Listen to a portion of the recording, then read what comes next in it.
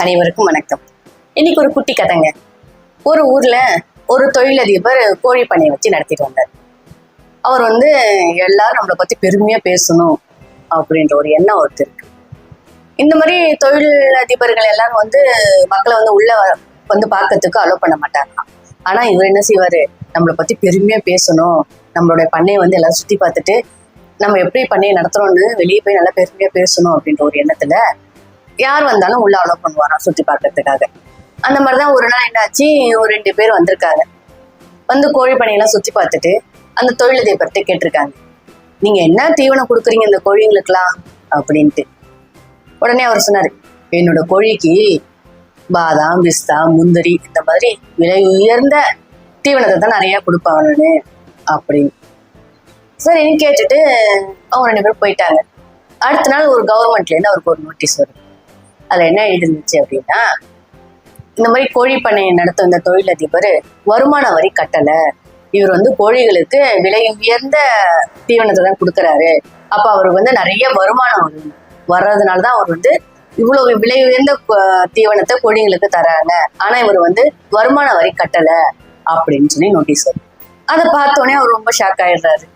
ஐயோ அம்மா, நம்மளை பத்தி பெருமையா பேசணுன்றதுக்காக தான் நம்ம இதை சொன்னது, கடைசியில் நமக்கே இதை ஆப்பா ஆயிடுச்சே அப்படின்னு ரொம்ப கவலைப்பட்டார். இப்படியே போச்சு. திரும்ப ஒரு வாரம் கழிச்சு ஒரு 2 பேர் வந்தாங்க.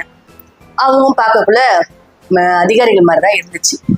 அவங்களும் கேட்கறாங்க, நீங்க கோழிகளுக்கு என்ன தீவனம் கொடுக்குறீங்க அப்படின்ட்டு. அதுக்கு அவர் சொல்றாரு, போன வாட்டி வாயை வச்சுட்டு கம்முன்னு இல்லாம ஏதோ சொல்லி வம்பு வந்துச்சு, இப்ப நம்ம வேற மாதிரி சொல்லலாம் அப்படின்னு நினைச்சுக்கிட்டு அவர் சொல்றாரு, என்னோட கோழிகளுக்கெல்லாம் ஏதோ புண்ணாக்கு, பருத்தி கொட்டை, ஏதோ விலை கம்மியா இருக்கிற தீவனத்தை தாம்மா கொடுத்துட்டு உட்காந்துருக்கேன், என் கோழிங்களுக்கெல்லாம் சத்தே இல்லாத பொருள் தாம்மா கொடுக்குறேன் அப்படின்னு ரொம்ப व्यसனமா சொல்றாரு. சரி, அவங்களும் பார்த்துட்டு போயிட்டாங்க. அடுத்த நாள் திரும்ப கவர்மெண்ட்ல இருந்து நோட்டீஸ் வருது. என்னன்னா, இவர் கோழிங்களுக்கெல்லாம் விலை கம்மியான தீவனத்தெல்லாம் கொடுக்குறாரு, கோழி ரொம்ப துன்புறுத்துறாங்க, கோழிக்கு தேவையானது எல்லாமே அந்த இடத்துல கிடைக்கல, அதனால இவர் கவர்மெண்ட்டுக்கு அபராதம் கட்டணும் அப்படின்னு சொல்லி அந்த நோட்டீஸ் வருது. முத நாள் பார்த்தவங்க யாரு அப்படின்னா, உணவு பாதுகாப்புத்துறை அதிகாரிங்களாம்.